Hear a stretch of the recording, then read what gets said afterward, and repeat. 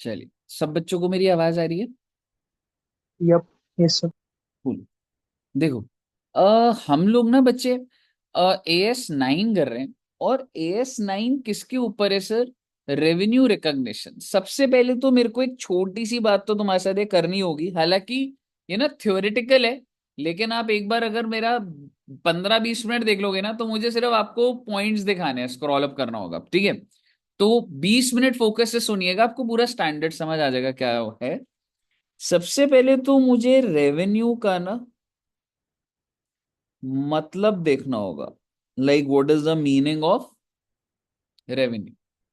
और रिकॉग्निशन होता है कि इस रेवेन्यू को रिकॉर्ड कब करना है, इस रेवेन्यू की जर्नल एंट्री कब डालनी है, यानी कि when to record in books of accounts. That is called recognition. मैं रेवेन्यू की डेफिनेशन आपको बता दूंगा अभी, ठीक है? नॉर्मल सेल्स जो होता है वो रेवेन्यू की डेफिनेशन होता है। कुछ केसेस भी बने हुए हैं, देख लेंगे उसको। लेकिन मेरा आपसे एक छोटा सा सवाल है, ऐसे जनरली। जब मिस्टर ए, मान लो मिस्टर एक सेलर है, आप इसको नोट कर सकते हो, ठीक है? इंटेंशन मतलब मैं समझाना चाह रहा हूं। मिस्टर एक सेलर है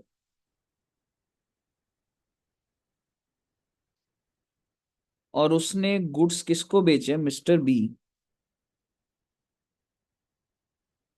जो कि बायर है।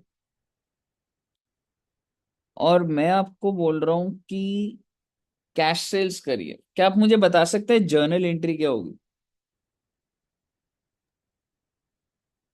हम्म।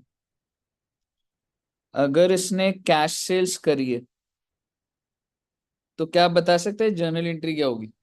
Cash to sales. Cash to sales. Cash to sales. और अगर क्रेडिट सेल्स होती तो? B to sales. B to sales. Sir ये क्या बच्चों वाली बातें कर रहे हो सर आप? हमें ये सब पता है।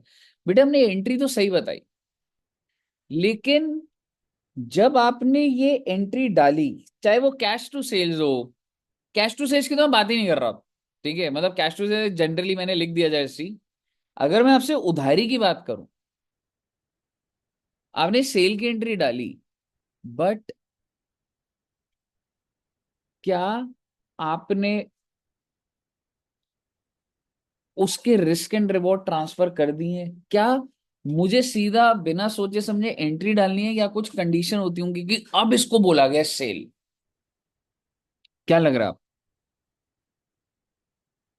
अ कंडीशन होगी कोई। एग्जैक्टली। और वो क्या कंडीशंस होती होंगी कि क्या रिस्क एंड रिवॉर्ड ट्रांसफर हो गए हैं, क्या प्राइस डिसाइड हो गया है, क्या आपको ये उम्मीद है कि पैसा मिल जाएगा? तो ऐसे कई पैरामीटर्स होते होंगे ना।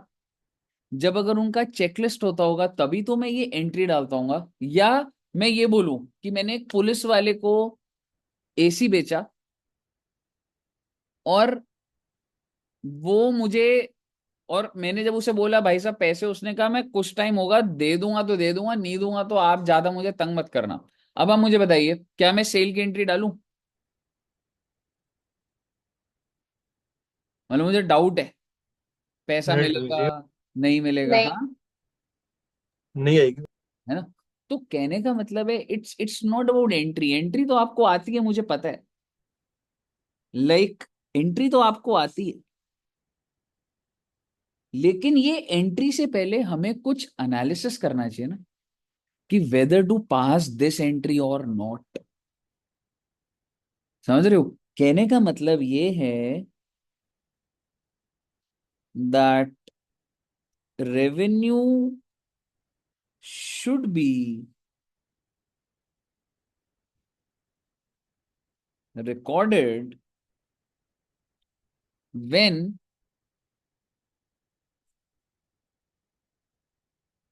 performance in relation to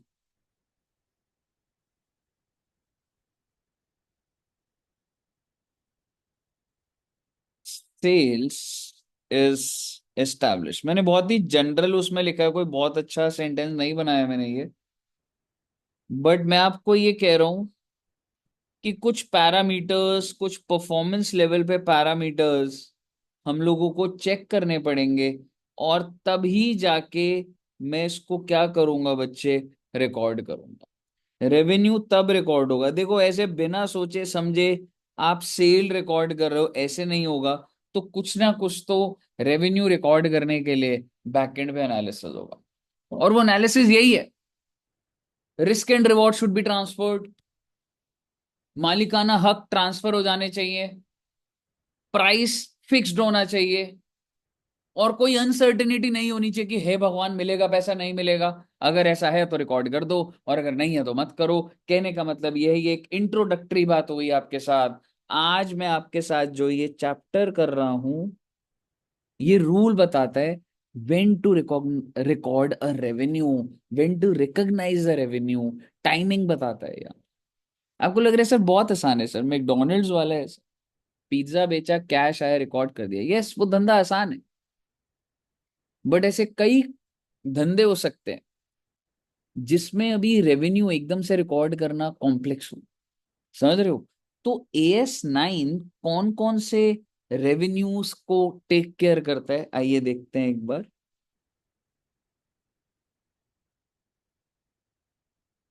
revenue recognition जो कि मैं बात करूंगा, एक तो बात करूंगा मैं गुड्स की, दूसरी बात करूंगा सर्विसेज की। तो AS9 सिर्फ यही तीन चीजों को ही डील करता है, बाकी कहता है मैं नहीं बताता उसके बारे में कि कैसे रिकॉर्ड होगा। और तीसरा है dividend, interest and royalty. AS9 deals with revenue recognition of goods. AS9 deals with revenue recognition of services.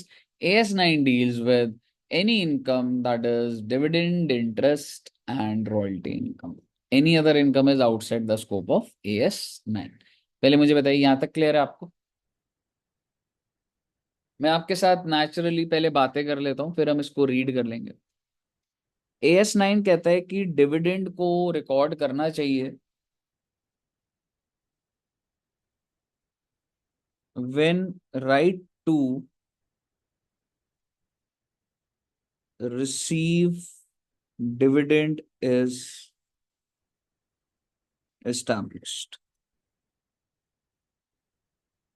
अगर कंपनी ने डिविडेंड को डिक्लेयर कर दिए, तो कंपनी को कुछ ऐसा होता है ना, कंपनी लॉ में हमने पढ़ा है 30 दिन के अंदर अंदर पे करना होता है कुछ पढ़ा है। हाँ जी।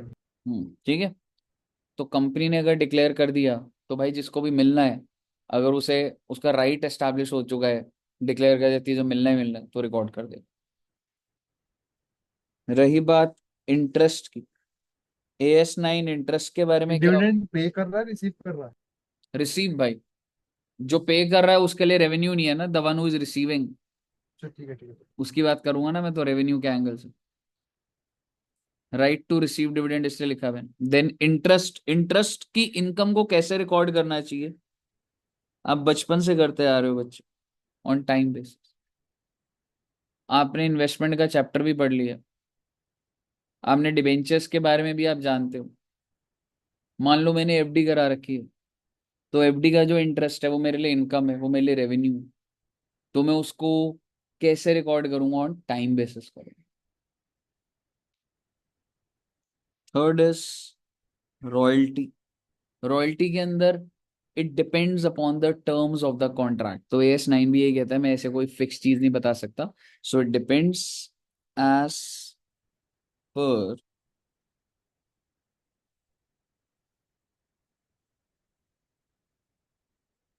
The terms of the contract.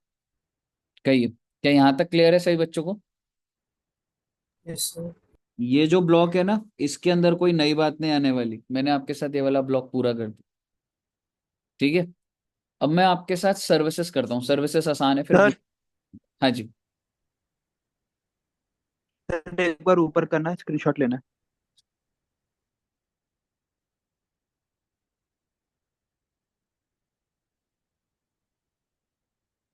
Clear है? हो गया सर।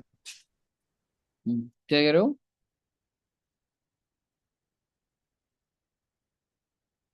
हाँ जी, यहां तक लिख लिया बच्चों ने? यस। चलिए, यस। अब मैं आपके साथ सर्विसेज की बात करता हूँ, लाइक जनरली कि हम सर्विसेज को कैसे रिकॉर्ड करते होंगे, मतलब रेवेन्यू रिकॉग्निशन। ठीक है। अभी मैंने रेवेन्यू की डेफिनेशन भी नहीं करी, मैं आपके साथ अभी अच्छी बातें कर रहा हूँ। जब ये फाइल खोलेंगे, meaning of revenue, scope of revenue, ये सब थ्योरेटिकल बातें कर लूंगा मैं आपके साथ। मैं आपके साथ पहले देसी बात, एक एक्चुअल में भाई धंधे के अंदर सेल हो रही है, उसको रिकॉर्ड कैसे करना है, क्या है वो कर रहा हूँ। तो मैं आपके साथ पहले सर्विस की बात कर रहा हूँ। सर्विस ना दो कैटेगरीज में बढ़ जाती है। एक होता है कंप्लीटेड मेथड,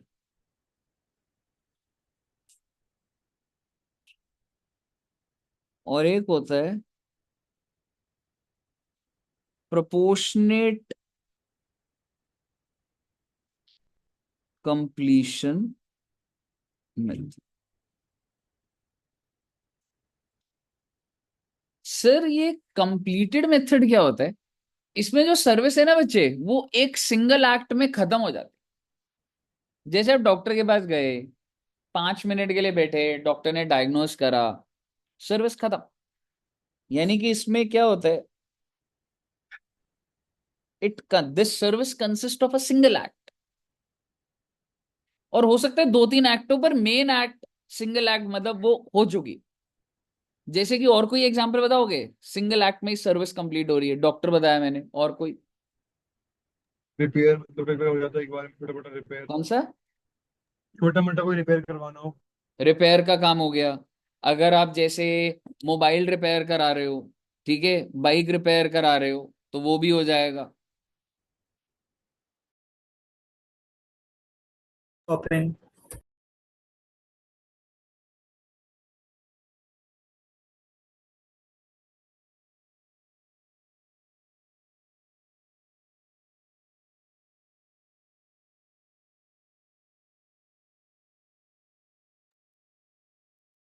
हाँ जी, क्या कह रहे हैं, एक बार फिर से बोल। एक डिपार्टमेंटल स्टोर सर्विस जो रहता है शॉपिंग। डिपार्टमेंटल स्टोर, चल ठीक है, वो गुड्स बेच रहा है। मूवी का बोल सकता हूं मैं एग्जाम्पल अगर बोलूं, मतलब सेम डे कोई अम्यूजमेंट पार्क है, कॉन्सर्ट है, सिंगल एक्ट मतलब आप एक चीज समझो ना, कंप्लीशन के अंदर क्या होता है, मतलब मल्टीपल एक्ट्स होते हैं, 4 दिन, 5 दिन, महीना, 2 महीना। और एक होता है कंप्लीटेड, जिसमें सिंगल डे में ही एक्ट खत्म हो जाता है। तो इसके अंदर कौन कौन सा आ सकता है?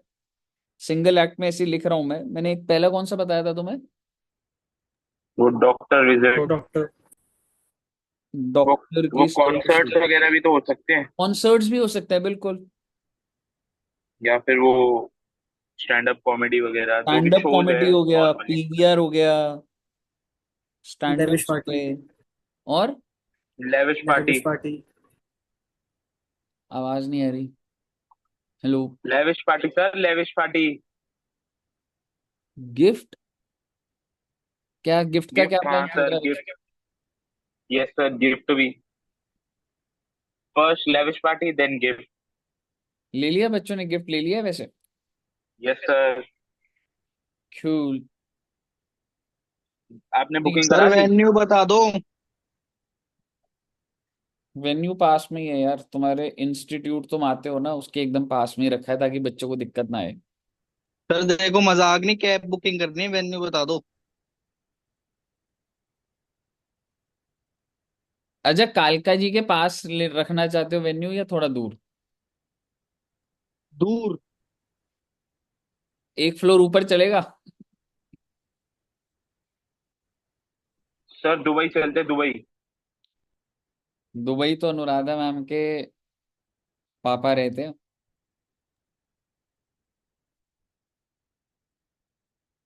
ठीक है ना? फिर थोड़ा काम करते सस्ते में हो जाएगा। हाँ,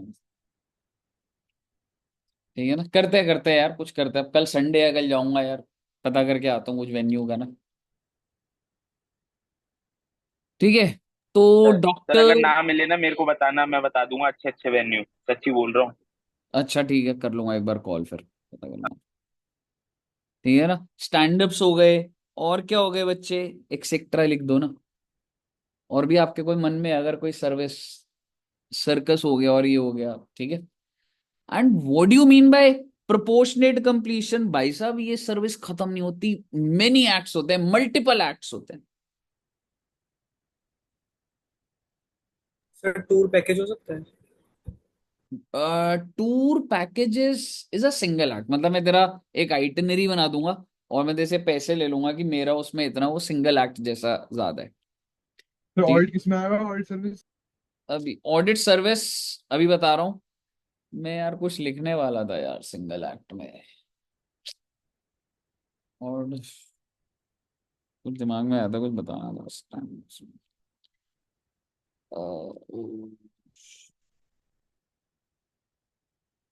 रेस्टोरेंट, रेस्टोरेंट किधर आएगा? सिंगल एक्ट में सिंगल। आएगा। Single act. ऑल्दो आप देखोगे कि सिंगल एक्ट का मतलब ये नहीं होता कि एक क्लिक में सर्विस हो रही है, ऐसा नहीं है। ठीक है, लेकिन आप समझो कि 3 4 एक्ट्स है, 5 एक्ट है, मैं आपको सर्विस प्रोवाइड कर रहा हूँ 2 घंटे से। सिंगल एक्ट का मतलब ये नहीं होता कि एक कोई ट्रिगर पॉइंट है, लेकिन वो सर्विस उसी दिन खत्म हो रही है। ठीक है, तो वो सिंगल एक्ट। मतलब वन गो में खत्म हो रही है एग्जैक्टली। ना। और मल्टीपल एक्ट में क्या है, जैसा कि अभी आपने बोला, आपको क्या लग रहा है बच्चे, ऑडिट एक दिन में हो जाता है क्या? No bro. नहीं होता। और कोई सर्विस सोचो, कोचिंग सर्विस, क्या एक ही दिन में खत्म हो सकता है? नहीं हो सकता। बिल्डिंग कंस्ट्रक्ट, की कंस्ट्रक्शन। हाँ। हाँ,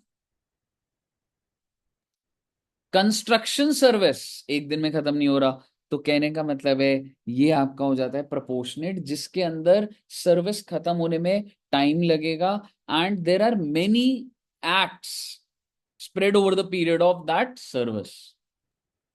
आप कंप्लीटेड वाले का तो सर्विस, आप रेवेन्यू कब रिकॉर्ड करो? व्हेन, पूरा लिख देता हूं, रिकॉर्ड द रेवेन्यू। क्या कहते हो आप, सर्विस प्रोवाइड करने से पहले रिकॉर्ड कर लूं? आफ्टर सर्विस इज, क्या ये लॉजिकल नहीं है? बिल्कुल लॉजिकल। और आप मुझे बताइए, इसका रेवेन्यू कैसे रिकॉर्ड करूं? सारा एक साथ कर लूं? नहीं, प्रोपोर्शनेटली करके। अप्रोक्सीमेटली। जैसे मैं एक एग्जांपल अनफॉर्चुनेटली। लेता हूँ, लीगल सर्विस बेसिकली इसमें ही आ जाएगा जी मैडम, क्योंकि लीगल वाले भी ना, केस चल रहा है या कुछ है, ऑनगोइंग है। जैसे मैं एग्जांपल देता हूँ, जैसे आप में से किसी बच्चे ने सीधा ही, मान लो इंटर की फीस है, ठीक है, 15,000 रुपए इंस्टीट्यूट ने इंटरमीडिएट की फीस ली, और आपने एक साथ दे दी, तो क्या उसको मैं उसी महीने का रेवेन्यू बोलूं, या मुझे उसे 6 महीने में ब्रेक कर देना चाहिए? ब्रेक करना पड़ेगा। ब्रेक करना पड़ेगा। ब्रेक करेंगे। एग्जैक्ट। तो basically you have to record the revenue on proportionate basis, obviously with some logic। जैसे अगर आप डीएलएफओ कंस्ट्रक्ट कर रहे हो, इतना परसेंट काम हुआ, इतना रेवेन्यू, इतना परसेंट, तो सर्विस का इस तरीके से चलेगा। कई, क्या आपको सभी बातें एकदम एकदम क्लियर हैं? जी sir. Very very very good. यहां तक कोई दिक्कत? No sir. मेरा बहुत ही ज्यादा मन कर रहा है कि आपको फाइल के अंदर से कुछ पढ़वा दूं। संजय ने एक रील डाली, वो देखी आपने, बाइक की? पूरी रात यही सोच रहे। बताओ।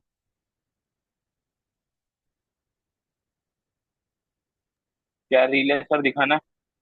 उसमें ना वो सुपर मीटियोर पे बैठा है और कह रहा है मैं गिव अवे कर रहा हूँ सुपर मीटियोर। रुक जा। आपकी सुपर मीटियोर है? हाँ हंटर 350 रॉयल एनफील्ड। साथ में 30 मिलियन डॉलर कंप्लीट होते ही सबसे बड़ा गिव अवे करने जा रहा हूँ, वो है इस बाइक का गिव अवे। पार्टिसिपेट करने सर देख लेना आपकी बाइक कहीं बेच ना दे ये। साथ में 30 मिलियन डॉलर कंप्लीट होते ही सबसे बड़ा गिव अवे करने जा रहा हूँ, वो है इस बाइक का। बताओ।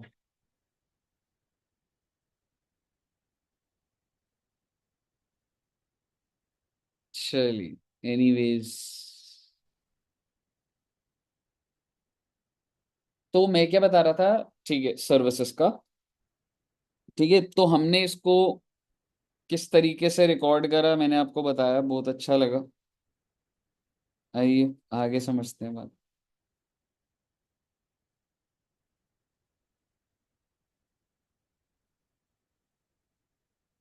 मैंने तुम्हें वैसे इंटेंशन दे दी है।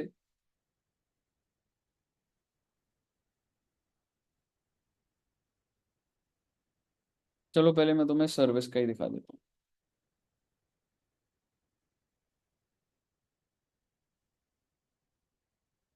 रेंडरिंग ऑफ सर्विस दिख रहा है आपको?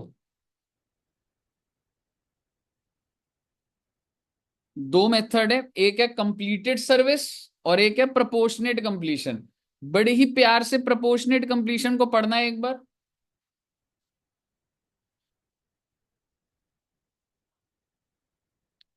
आपको थोड़ा सा लैंग्वेज यही लेना पड़ेगा, मैं आपको जनरली बेस लेवल पे लिखवा रहा हूँ, बट आप इसको पढ़िए एक बार। जितना जितना आपने कंप्लीट कर लिया उस हिसाब से आपको रेवेन्यू को रिकॉर्ड करना है सर्विस में।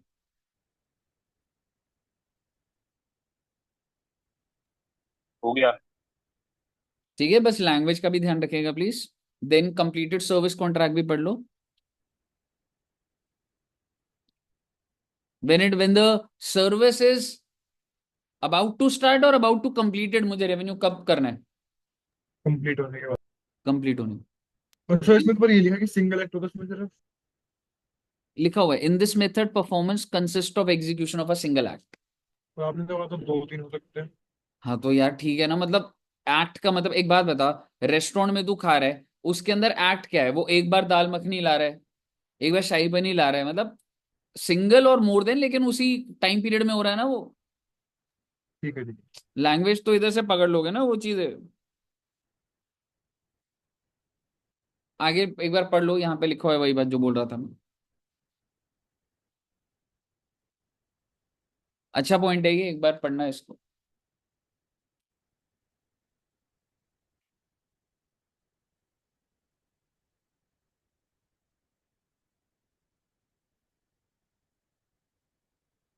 आखिरी पैराग्राफ बहुत इंपॉर्टेंट है, उस पर बात करूंगा मैं, आपने नहीं पढ़ना, लास्ट पैराग्राफ मैं बताऊंगा।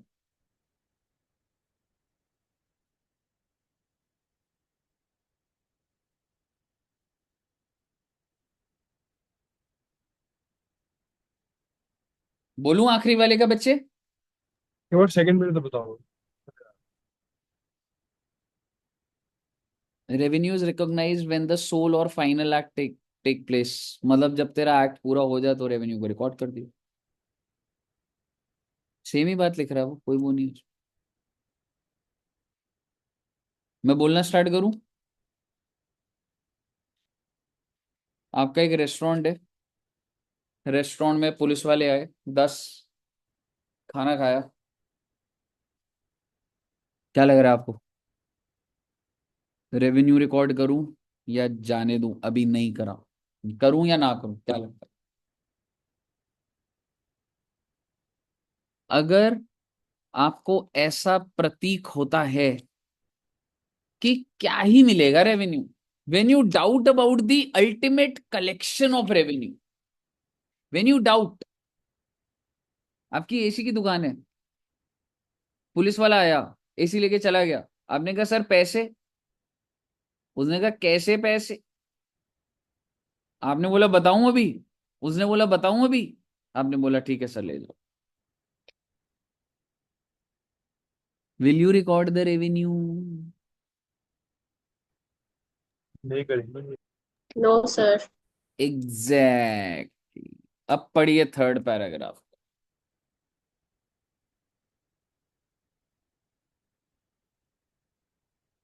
Revenue from sale or services, and this is for goods as well as for services generally. अभी हम सर्विस कर रहे हैं, ठीक है।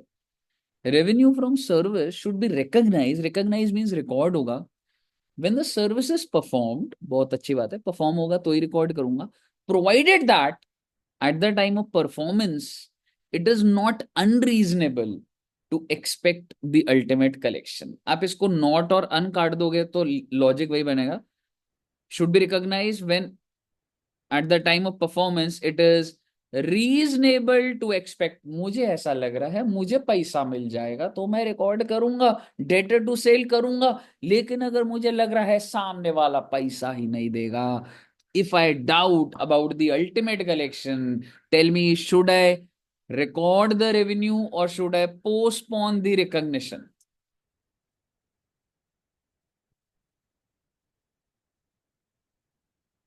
बोलना तो पड़ेगा आपको, देखो बोलना तो पड़ेगा, देखो। पोस्टपोन। कूल। अच्छा जी। सर्विस, ओहो, little little concepts. Interest, royalty, dividend. पढ़ लीजिए इसको तीनों को।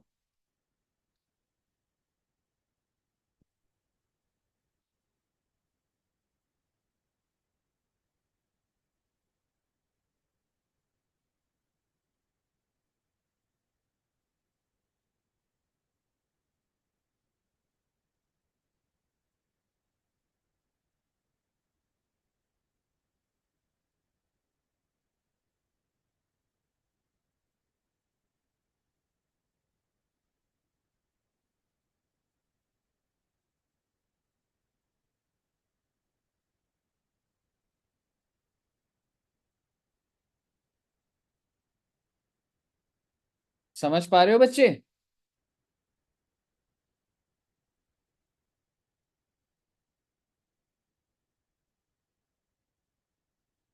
हेलो।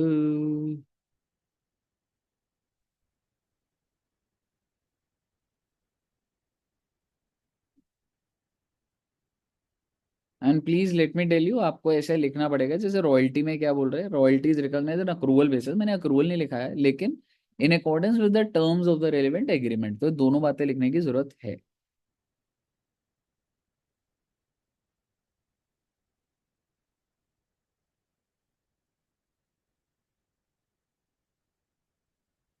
पढ़ लिए?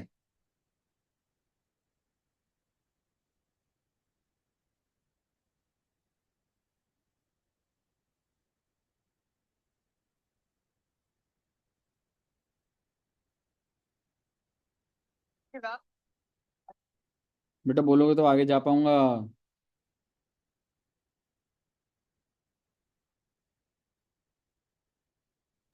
पढ़ लिया सर। लेकिन आखिरी लाइन पढ़ने की भी जरूरत है। रेवेन्यू अराइजिंग फ्रॉम, मतलब ये इसी को ही बोला जाता है, इसको ना ऐसे बोला जाता है। ये तीन टाइप के रेवेन्यू क्यों हो रहे हैं? Because use by other of enterprise resources. कोई दूसरा बंदा मेरा पैसा, जैसे मैंने उसे एडवांस दिया तो मेरा पैसा यूज कर रहा है। कोई दूसरा बंदा, अगर मैं कोई पेटेंट दूं तो वो यूज कर रहा है। कोई दूसरा बंदा मैंने इन्वेस्ट करा तो वो डिविडेंड दे रहा है। तो ऐसे बोला जाता है use by others of enterprise resources, my resources, my money. जिस वजह से what I am gaining interest, I am gaining royalties, I am earning dividend, should only be recognised when no significant uncertainty, uncertainty नहीं होनी चाहिए as to measurability, मतलब उस value, amount of revenue and collectability. मिलेगा कि नहीं मिलेगा, मिलेगा कि नहीं मिलेगा? अगर मुझे कंफर्म्ड है कि मिल जाएगा, और अगर मुझे कंफर्म्ड है कि इतना मिलेगा तो रेवेन्यू रिकॉर्ड कर दो। अगर मुझे लग रहा है कितना मिलेगा नहीं पता, मिलेगा आई मीन कितना अमाउंट है नहीं पता, मिलेगा या नहीं मिलेगा नहीं पता, तो पोस्टपोन कर दो ना रे भैया। आप समझ पाए बच्चे? वो एक सिंपल सी बात ये बोल रहे, if you are not able to measure the amount, postpone it.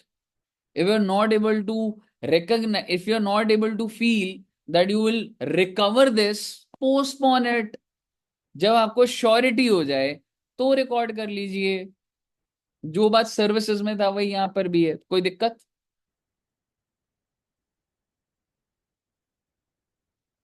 बोलो ना।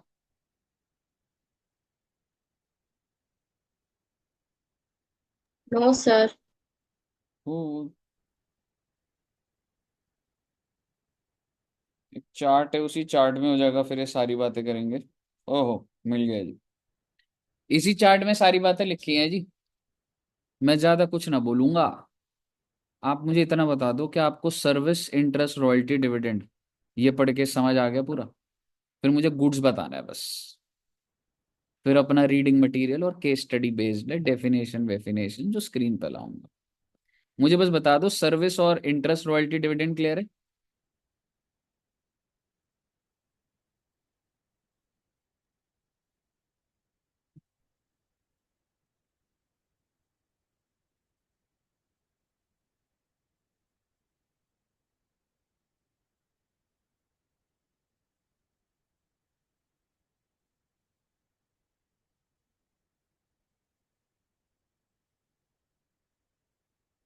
इंटरेस्ट और सर्विसेज क्लियर है बच्चे?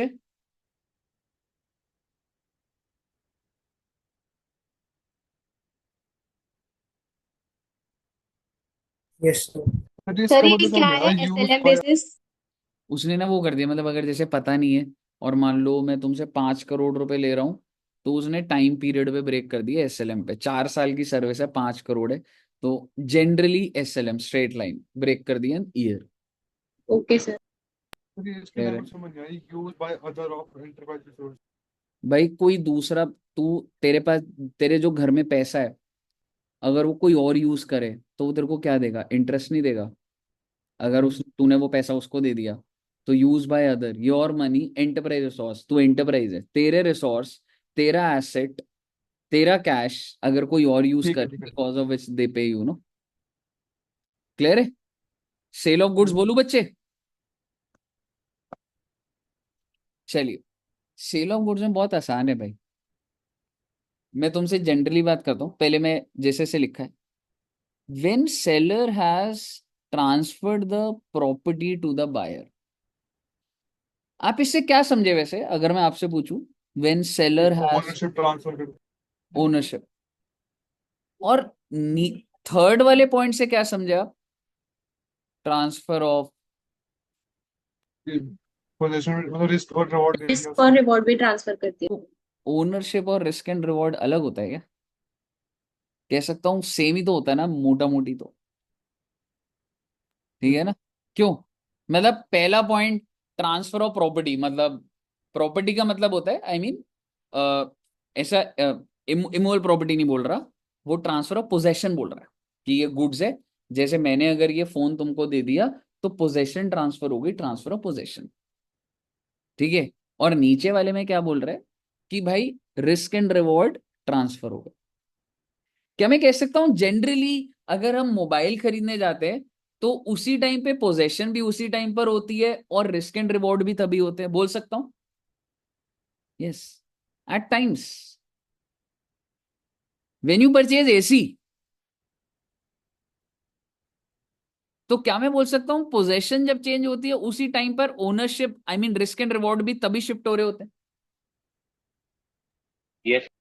ऐसा जनरली ऐसा देखा गया है that when I give you the ownership rights, the possession transfer coincide at the same time, so these two events happen at the same time generally। ठीक है? तो मैं अभी ये एंड और का खेल नहीं खेल रहा हूं, मैं बस आपको बता रहा हूं कि वो उसी चीज को बोल रहा है कि अगर तो आपने ट्रांसफर कर दिया पोजेशन, या आपने सिग्निफिकेंट रिस्क एंड रिवॉर्ड कर दिया, और बहुत इंपॉर्टेंट बात, क्या आपको प्राइस की क्लैरिटी है या नहीं?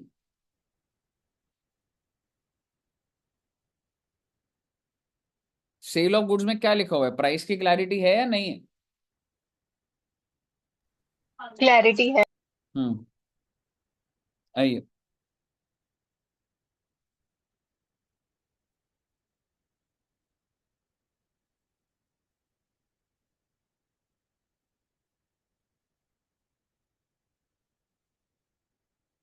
थोड़ा सा लिखित बातें ही पढ़वाऊंगा आपको।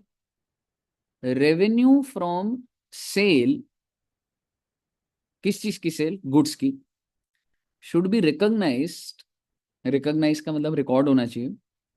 When the requirement, when the requirement as to performance are satisfied. ठीक है जी। तो बेसिकली आपको ये देखना बच्चे, requirement as to performance are satisfied. Now what do you mean by performance, ये नहीं पता, लेकिन वो कह रहे हैं कुछ क्राइटेरिया सेटिस्फाई कर दो। आपको इतना पता लग रहा है? रेवेन्यू को रिकॉर्ड करना है अगर कुछ परफॉर्मेंस हो चुका है। क्या परफॉर्मेंस हो मैं बताऊंगा, पहले मुझे बताइए जो मैंने अंडरलाइन करा होगा समझ आया? बोलो ना please.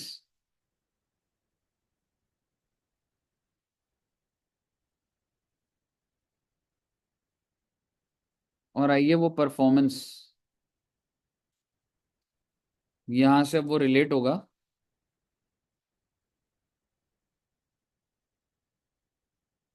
Performance should be recorded as being achieved. हम मान लेंगे कि performance done when following conditions have been, the seller of the goods has transferred to the buyer property in goods। Property का मतलब मैं फिर से बोल रहा हूं आपको, possession in the goods. So you can say performance is achieved. Important बात, फॉर प्राइस, इसमें दो चीजें आ गई बेटा। पहली चीज आई बच्चे, ठीक है एक सेकेंड, ठीक है ना। पहली चीज आए ट्रांसफर्ड द प्रॉपर्टी, और दूसरी चीज क्या आ गई? प्राइस भी आपका फिक्स हो चुका। क्या आपको ये पहली लाइन समझ आ रही है?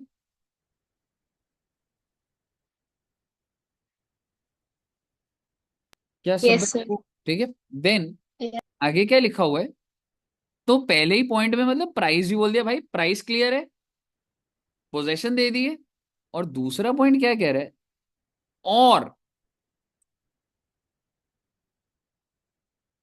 और में क्या बोल रहा है जी वो? All risk and rewards of ownership have been transferred to the buyer, and seller retains no control of the goods transferred to a degree usually associated with the ownership। भाई साहब, ownership rights are with you. अगर आज वो goods जल गए, it is your tension. समझ रहे हो? तो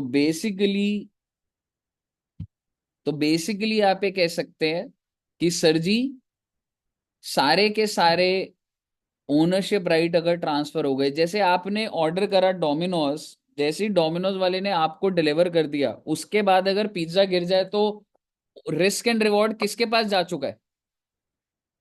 क्या लग रहा है? हमारे पास। कह सकता हूँ बायर के पास जा चुका है, तो रेवेन्यू रिकॉर्ड करना चाहिए। और आगे क्या लिख रहे हैं बच्चे वो? एंड प्लीज थर्ड पॉइंट पढ़िए, वो क्या कह रहे हैं कि एक चीज और इंश्योर कर लीजिएगा, नो अनसर्टेनिटी एग्जिस्ट। आप रिकॉर्ड करिए, परफॉर्मेंस अचीव हो जाएगी। No uncertainty exist regarding the amount of the consideration. पैसा कितना, अगर पैसे पे ही डाउट है, मैं रिकवरी की बात नहीं कर रहा, अमाउंट ही नहीं पता मैं, तो मैं क्या कह रहा हूँ? Regarding the uncertainty regarding the amount of consideration that will be derived from the I am talking about the exact amount. If you know the exact amount, performance is achieved. If you don't know the exact amount, performance is not achieved। क्या आपको पहले ये मतलब समझ आया बच्चे?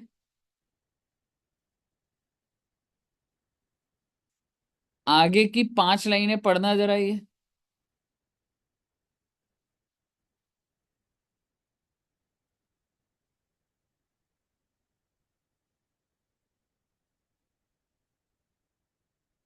और बड़ा अच्छा दिया हुआ है, ये समझाने के लिए बहुत जरूरी है। नीचे वाला भी दोनों पैराग्राफ्स पढ़ना, नहीं तो मैं शॉर्ट में समझा दूंगा, एक बार बोलूंगा ही, पर एक बार पढ़ लो इसको।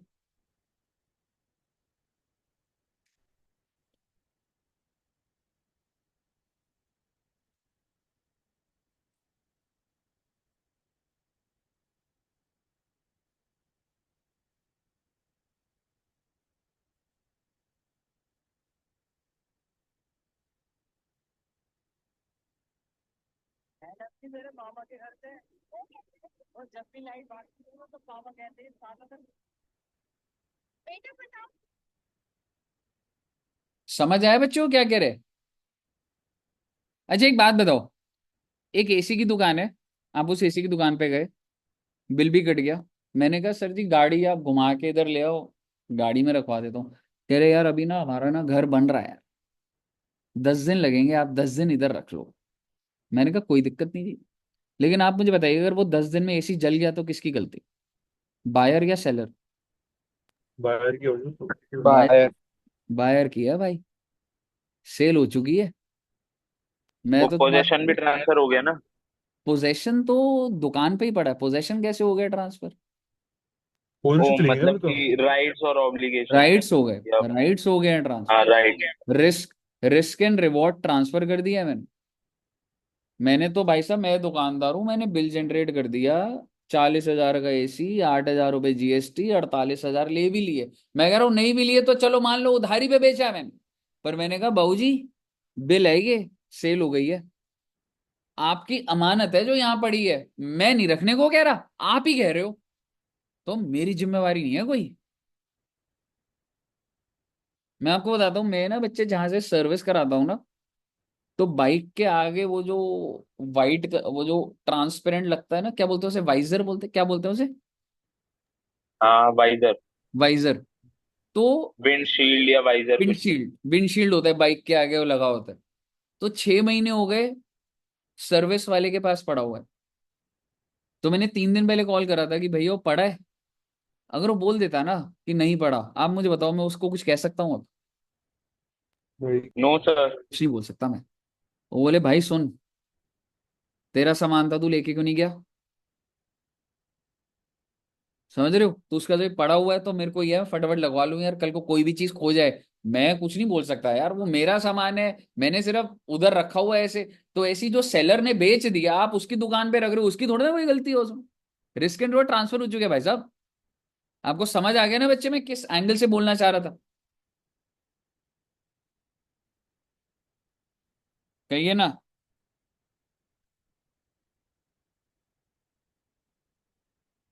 बोलिए ना।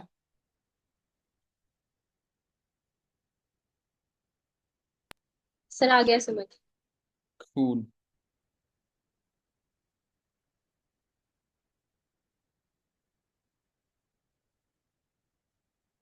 मैं कुछ नहीं बोलूंगा, ये वाला पैराग्राफ पढ़िए।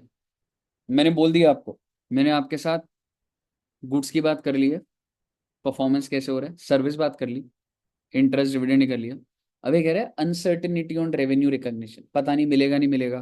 तो ये क्या बोलता है, स्टैंडर्ड कॉमन बात बोलता है, गुड्स के लिए भी, सर्विस के लिए भी, तीनों के लिए। वो बोल रहा है भाई जब तेरे को सामने वाले पे भरोसा नहीं है कि वो तेरे को पैसा दे देगा, तो तू रिकॉर्ड क्यों कर रहा है? Postpone the recognition. और जब 6 महीने बाद, 10 महीने बाद अगर तेरे को लग जाए नहीं नहीं वो इंसान तो सुधर गया है, वो मुझे पैसे दे देगा, रिकॉर्ड कर ले भाई, तब क्या दिक्कत वाली बात है? अब इसको रीड करिए जरा।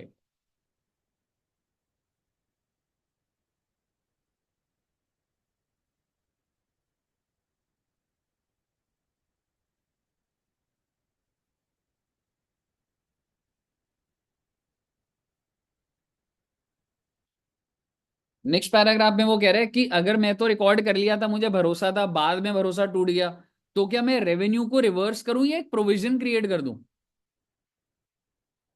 तो नहीं बोलता। Exactly exactly। और वो कौन सा प्रोविजन फॉर बैड डेट्स होता था ना, जैसे कि यार अब लग नहीं रहा है, अरे देगा पैसा डूब जाएगा, प्रोविजन बना ले भाई।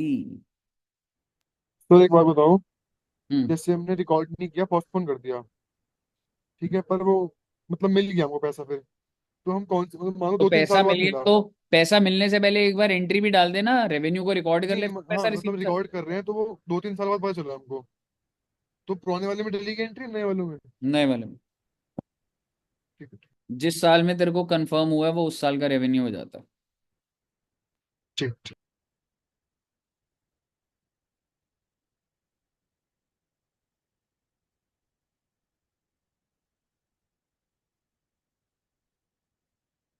टेक्निकल बातें मैंने कर ली हैं आपके साथ, 80% बातें कर ली हैं। आइए अब जरा, ये वाला भी समझ आ गया बच्चे?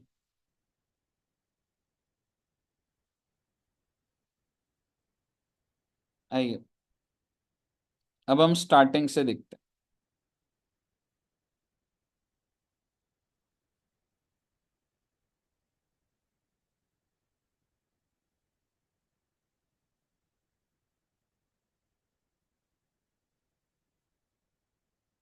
यहां से पढ़ना बच्चे AS9। अब बस आपको मेरे को रीड करने को देना, मैं डेवलप कर दिया आपको, रीड करने को देना है। AS9 यहां से पढ़ना है एक बार।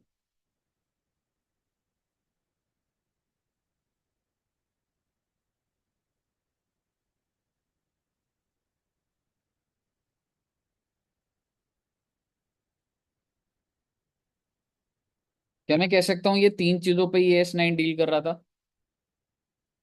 Yes sir. इसके बाद हमने आगे पढ़ना है, AS9 does not deal with.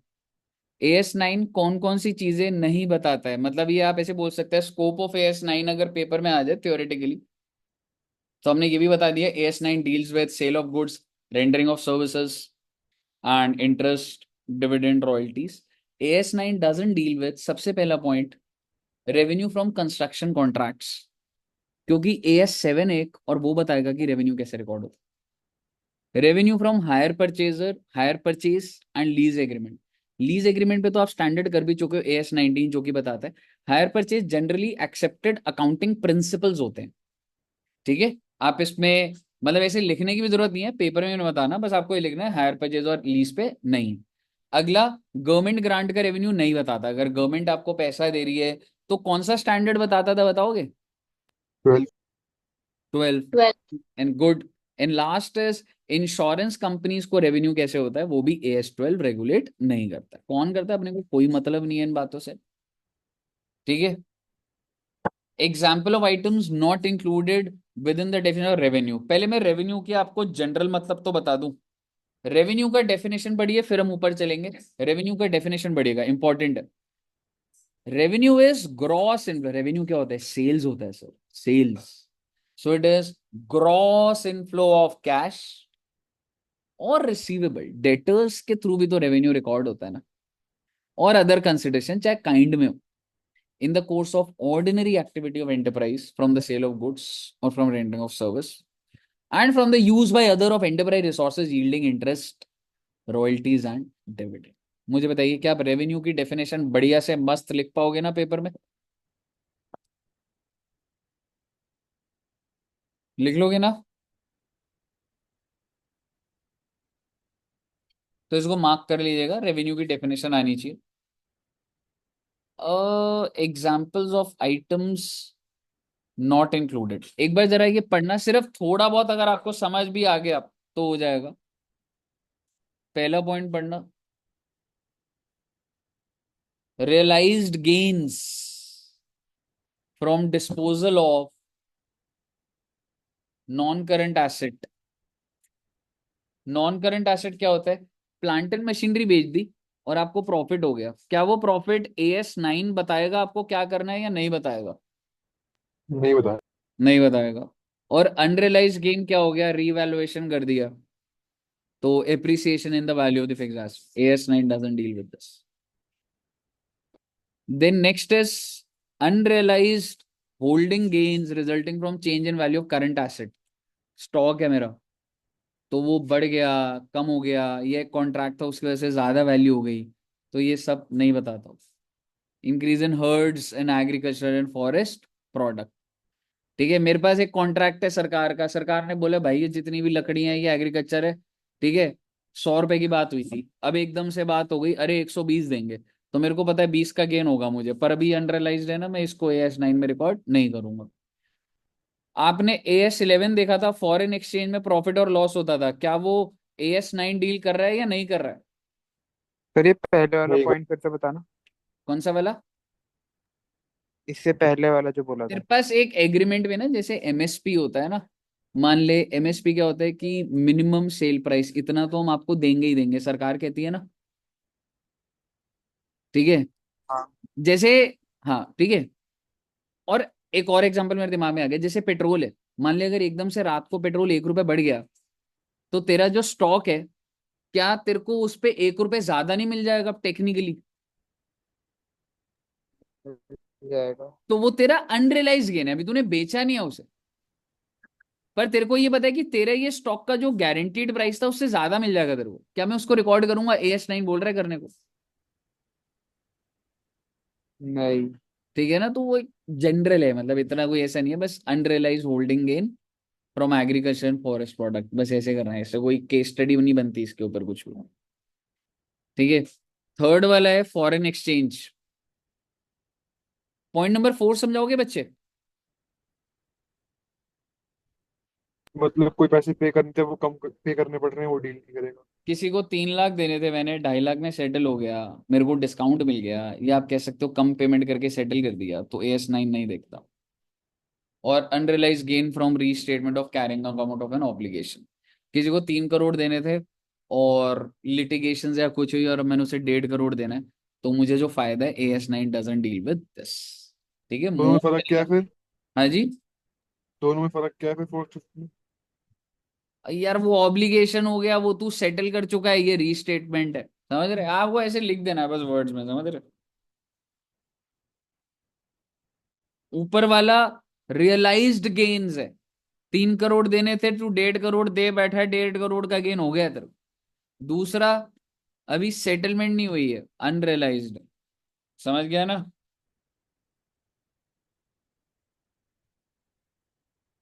Example number 1 पढ़ लीजिए।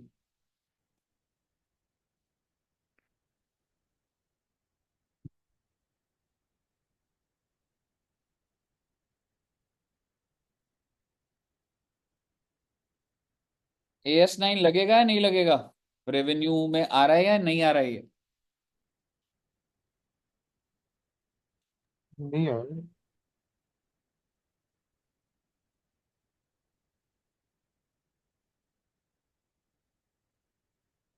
The sale of the machine does not increase the, ये कीवर्ड जस्ट रीड करना था। एग्जाम्पल नंबर 1 क्लियर है बच्चे?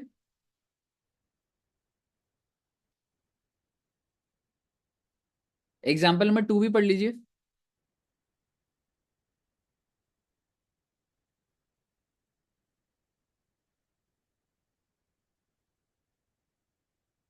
रेवेन्यू है या नहीं है?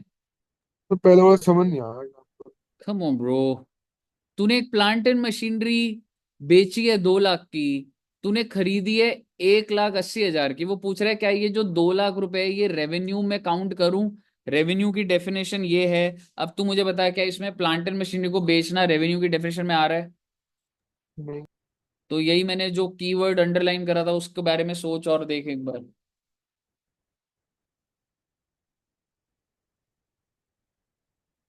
ठीक है ठीक है। एग्जाम्पल नंबर 2 पढ़िए।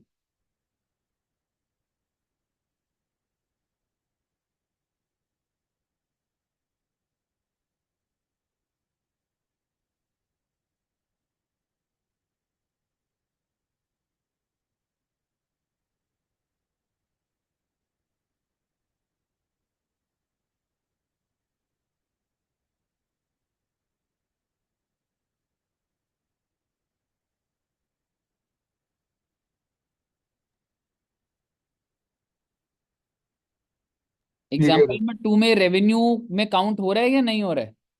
हो रहा होगा है। ना। Because it is is ordinary course of business. Example number 3।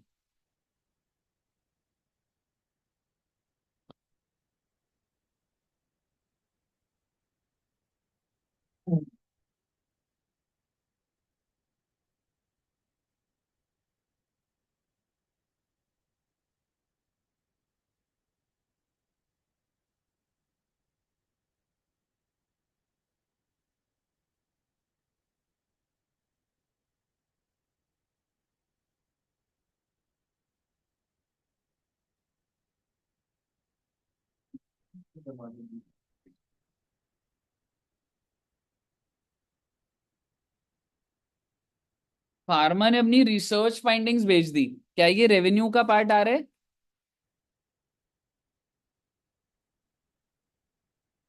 No sir. नहीं आ रहा क्योंकि उसका बिजनेस नहीं है। क्लियर है बच्चे? एजेंसी के अंदर ध्यान रखिएगा, नेक्स्ट स्टेप बता रहा हूं आपको। एजेंसी क्या होता है? लाइक आप जो भी सामान है मैं आपके बिहाफ पे बेच दूंगा, तो मैंने जब कस्टमर को बेचा तो क्या वो सेल प्राइस पूरा मेरे पास रहता है या वो मैं सेल आपको दे दूंगा बस अपनी कमीशन रखूंगा? यही होता है ना एजेंट। Yes sir. एजेंट क्या होता है भाई? पूरा सेल प्राइस मेरा थोड़ा ना है। अगर मैं 100 रुपए का बेच रहा हूँ तो मेरा हिस्सा 10 रुपए, बाकी तो मैं आगे अपने प्रिंसिपल को दे दूंगा। तो एजेंसी रिलेशनशिप में what is the definition of revenue? The entire sale price और द कमीशन पार्ट। पहली दो लाइनें पढ़िए। Commission part. Commission part. Illustration number 1, आराम से करिए, आराम से।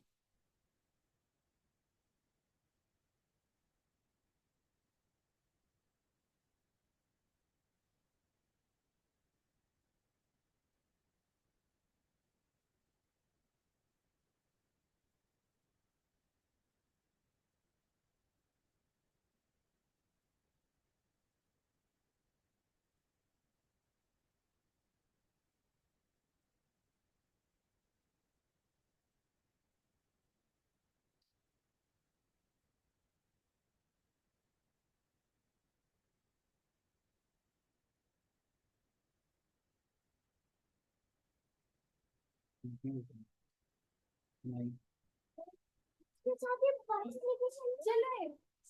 नहीं।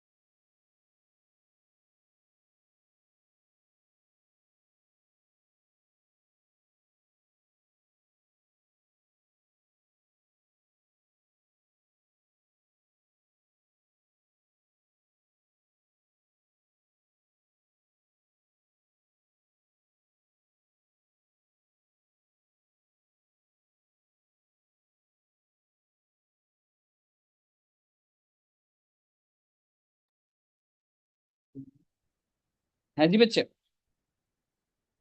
क्या कर रहा है ये जिगैटो जो बना हुआ है?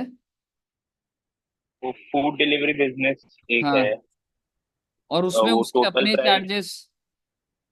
हाँ, वो तो डिलीवरी जिगैट चार्जेस और हाँ, टोटल कितना रिसीव करा जिगैटो ने? 300 लाख। 300 लाख। क्या लिखा फॉर द अबव ऑर्डर? और how much revenue should be recognised by the restaurant and the revenue should be recognised by Zigato. क्या लग रहा है रेस्टोरेंट कितना रेवेन्यू रिकॉर्ड करेगा? GST is not a revenue first of all, ठीक है? तो 40 को तो दो रूल आउट दो ही सौ कर दो। लाख 260। रेस्टोरेंट रेस्टोरेंट दो नहीं, सौ 200 लाख। 200। और जिगैटो ने अपना कितना चार्ज लिया? 60 साठ। लैक्स। 60 लाख।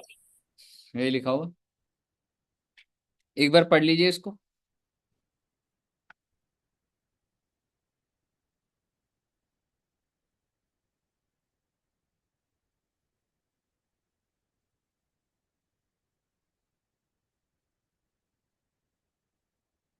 क्लियर है, आगे बढ़ सकते हैं।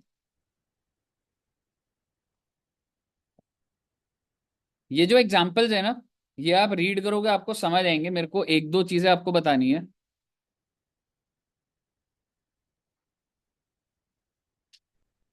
ये इलस्ट्रेशन नंबर 2 एक बार देख लो।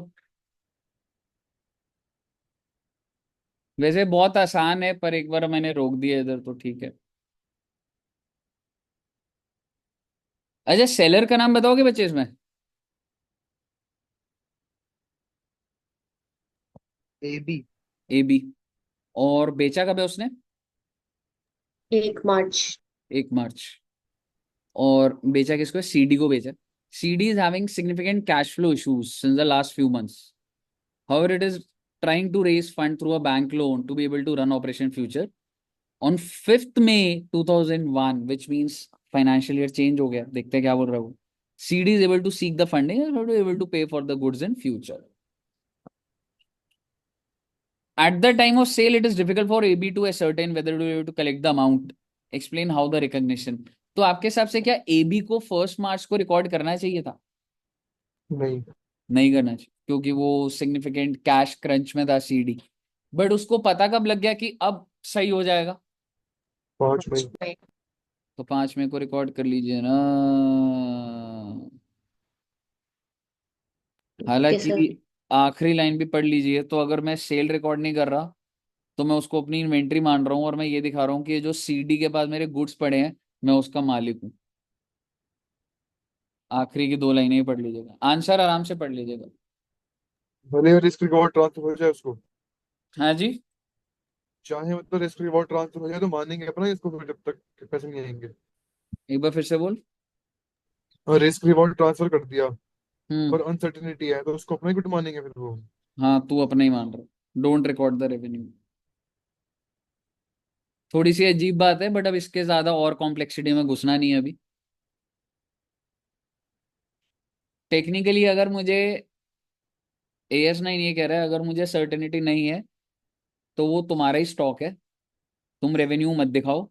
और अगर रेवेन्यू नहीं दिखा रहे तो इसका मतलब रिस्क एंड रिवॉर्ड ट्रांसफर ही नहीं हुआ, और वो तुम्हारा ही स्टॉक है जो कस्टमर के पास पड़ा हुआ। फिर अगर वो पैसे नहीं दे पाता तो वापस वापस ले सकते हैं उसको फिर। ये तो डिपेंड करता है तेरे धंधे के ऊपर बात है। AS9 थोड़ा ना तेरे को धंधा करने का रूल बताएगा, समझ रहे?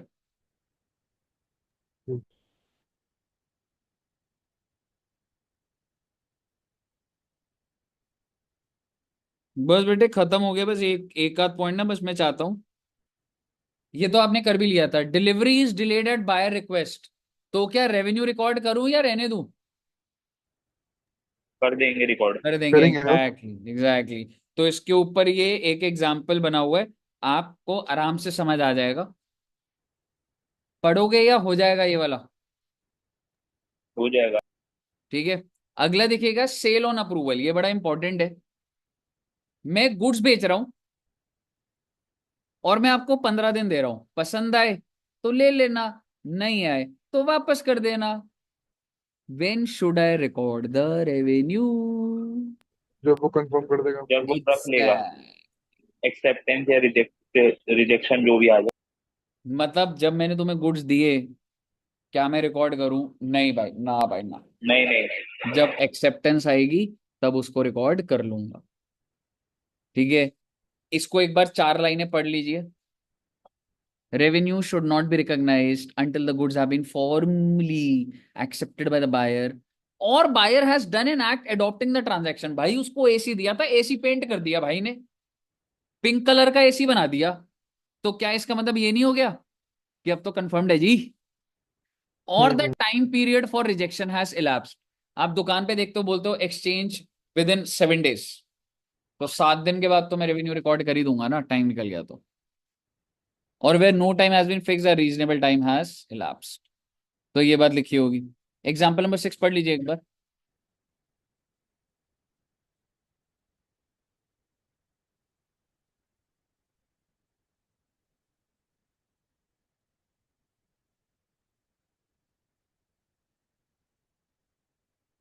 The bad jobs। ठीक है? पढ़ लिया बच्चों?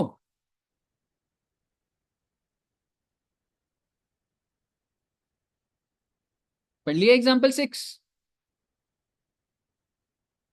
Yes, sir. ओके, नेक्स्ट बताइए क्या होगा इसका। Goods sold subject to inspection installation. आपने टीवी खरीदा, आपने उनको बोला भैया इधर अब घर में भेज दो ना, और इंस्टॉलेशन वाला भी भेज दो। तो रेवेन्यू कब रिकॉर्ड हो रहा है? जब इंस्टॉलेशन कंप्लीट हो जाएगी। ठीक है, एक बार इसको रीड कर लीजिए। ऐसा कॉम्प्लेक्स इंस्टॉलेशन में होता है जहां पे सिर्फ आके तार कनेक्ट करनी है। तो अगर दुकान वाला चाहे कि अरे यार ये इंस्टॉलेशन तो हो ही जाती है, तो वो उसी टाइम कर सकता है। लेकिन in case of complex installations, तो रेवेन्यू कब रिकॉर्ड करोगे? When the installation is complete. कहिए, कोई दिक्कत? No, sir. गुड। एक आखिरी पॉइंट है, आई थिंक ये सेल एंड परचेज नहीं, एक बार ये भी है। मतलब वो ये ना ऐसा है, रीड करके हो जाएगा, पर मेरे को है कि मैं अपने सामने ही करवा दूं। सेल एंड रीपरचेज एग्रीमेंट मतलब मैं एक चीज को बेच रहा हूं और वो आपसे उसी टाइम खरीद रहा हूं। ये क्या मतलब हुआ सर? ये एक फाइनेंसिंग अरेंजमेंट होता है। आपको ध्यान है, एक AS9 में सेल एंड लीज बैक था, ध्यान है? आई थिंक वो रह गया अभी हमारा 15 मिनट का, ध्यान है? एक क्वेश्चन रहेगा तो क्या शायद से वही सर? होगा। वो एक AS19 में वो नहीं था, सेल एंड लीज बैक, हाँ हाँ। है ना? वो वाला रहता भी है, तो ये कुछ वैसा ही है। ठीक है, मैं आपको एक चीज बताता हूं। मुझे ना पैसे की जरूरत है, ठीक है, मुझे ना पैसे की जरूरत है, मेरा बिजनेस चल रहा है। तो मैं ये दिखा रहा हूं, ये फोन जो कि मेरा ही है, मैं यूज करूंगा, मैं इसको आपको बेच रहा हूं अभी के अभी, अभी के अभी बेच रहा हूं। और आपने मुझे 1 लाख रुपए दे दिए, आपने मुझे 1 लाख दे दिए, और मैं अब आपको, मैंने क्या मैं कह सकता हूं मैंने आपको बेच दिया? Yes, sir. ठीक है, अब मैं आपको कह रहा हूं मैं आपसे खरीद लूंगा, लेकिन मैं आपको 20-20 हजार करके 6 पेमेंट दे दूंगा। मैं जब आपसे खरीद रहा हूं, मैं आपको वन टाइम में पैसा नहीं दे रहा, मैं आपको 20-20 हजार की 6 साल में पेमेंट दूंगा, एक 20। आप मुझे बताइए सर, ये फोन किसके पास रहेगा? मेरे पास ही रहेगा, मैं यूज कर रहा हूं इसको। क्या ये एक फाइनेंशियल अरेंजमेंट नहीं है? Yes sir. समझ रहे हो? मतलब दिखने को क्या दिख रहा है? सेल और रीपरचेज, पर ऐसा नहीं है। ये एसेट मेरे पास ही है, मैं दिखा रहा हूं सेल, तो मेरे पास 1 लाख आ गया, और मैं तुम्हें 20-20 हजार करके देता रहूंगा। कायदे से क्या था, मुझे 1 लाख रुपए की जरूरत थी, तो 1 लाख की जरूरत थी, आ भी गया, और फिर उसको रीपरचेस करके ऐसे पेमेंट दिखा दूंगा। तो वाली चीज है। अगर आपको समझ आ गया, तो आप जरा एग्जाम्पल नंबर 7 देखिए एक बार, कि इसमें क्या करना है हमने। On 1st January, KJ sell goods at invoice value of 5 lakh to TH at the time of sale, sorry, full stop. At the time of sale, KJ has agreed to repurchase these goods. तो KJ ने पहले तो बेचा और फिर repurchase कर लेगा। क्या आप मुझे बता सकते हैं कौन सी तारीख को?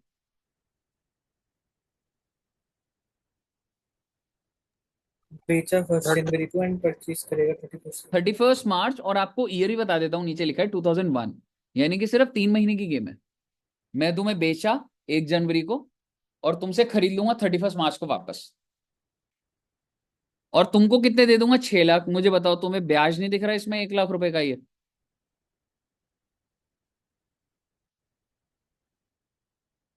1 जनवरी को 5 लाख का बेच रहा हूं। इट इज नॉट अ, सरकार पागल नहीं है। ये जो सेल और लीज बैक है, ये लोन अरेंजमेंट है। एंट्री क्या डलेगी? Bank account to loan. पहली एंट्री क्लियर हुई है आपको? पहली एंट्री क्लियर है? फर्स्ट एंट्री क्लियर है? Yes, sir. नेक्स्ट, 31 मार्च को तुम 6 लाख दे रहे हो, मतलब 1 लाख का ब्याज दे रहे हो, interest debit to loan from this, मतलब इसकी लाइबिलिटी बना दी, और 31 मार्च को 6 लाख की पेमेंट कर दी।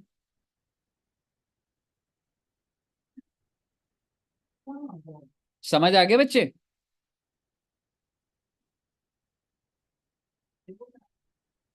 बोलो ना। हाँ जी। बस बेटे खत्म है बेटे, मेरे पास ऐसा कुछ बोलने को नहीं है। Trade discount, cash discount, concept पढ़ लो बेटा एक बार। मेरे को कुछ बोलने का नहीं है, पढ़ लो इसको। ट्रेड डिस्काउंट रेवेन्यू में ऐड होगा या कम हो जाएगा? कम हो जाएगा। Should be deducted in determining revenue. Trade discount क्या होता है? जो उसी टाइम पे लेस करके करा जाता है। जी मैं आपको 50,000 का बेच रहा हूँ, अरे सर 5,000 कम कर दो ना, आपसे बहुत बार परचेज करेंगे, चल भाई 5,000 कम कर दो, ट्रेड डिस्काउंट। कैश डिस्काउंट पढ़िएगा।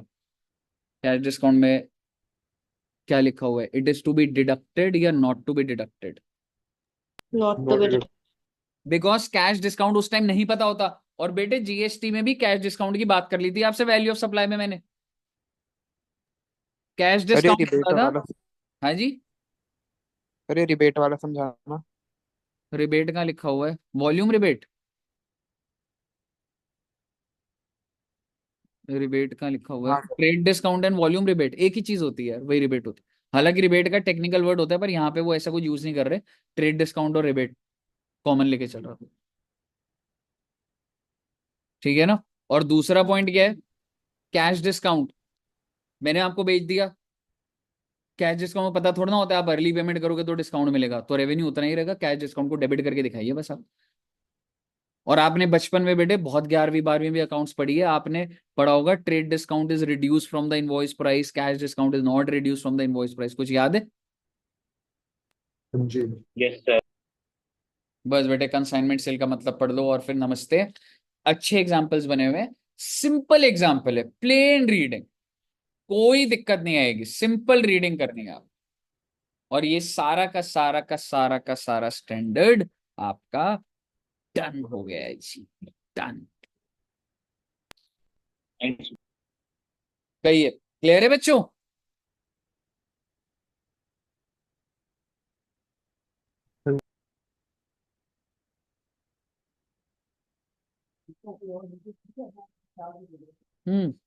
पढ़ लिया सब बच्चों ने? Yes, sir. Yes sir. Cool. तो बहुत ही बढ़िया, बहुत ही फोकस से बच्चों ने पढ़ाई करी। Very very very good. अब आप चिल करिए, रिलैक्स करिए, और मिलते हैं जी। उम्मीद है कि कल मिलेंगे जी। जरूर संडे। मिलेंगे सर। 3 घंटे की संडे। क्लास होनी चाहिए कल। हाँ जी। Sir 3 our lecture. 3 नहीं, 1.5 घंटा तो मुझे उम्मीद लग रही है। 3 आवर कहीं जाना पड़ा तो 3 लंबा हो जाता थोड़ा। 1.5 घंटे की तो उम्मीद लग रही है कि एक सप्लाई की क्लास ले लूंगा, सो दैट ट्यूसडे सप्लाई का चैप्टर खत्म हो जाए हमारा। समझ रहे? ठीक है दोस्त। चलिए, ओके बच्चों, thank you very much. Bye bye, bye everyone, bye bye, bye bye, bye bye, bye bye.